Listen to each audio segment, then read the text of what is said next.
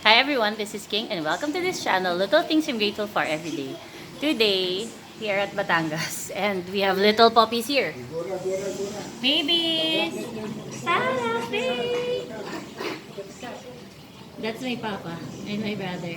Oh, here, I have cake in my hand and I'm luring them. But they don't really want to eat, they just want to play. Farah, Faye! Kennedy! Oh no. They're not very interested with a cake. Because we have some yama cake here. So yummy. These are, yes, these are our Shih Tzu puppies.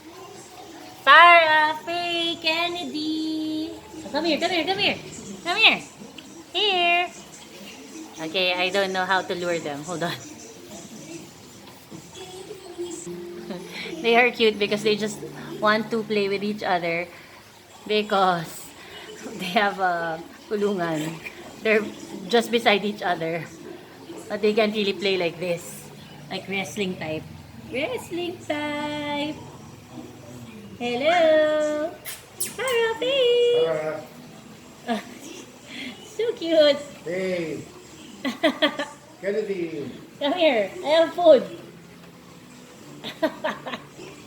They don't really like the food. They just like to play.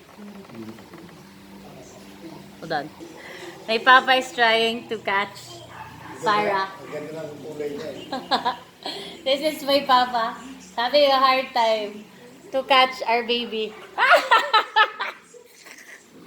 Wait! Wait, hold on. Farah, come here! Here. Eat this, eat this. Eat this. There, eat cake, eat cake. Ayan. Ayun. Okay, bye-bye na. Bye! Bye!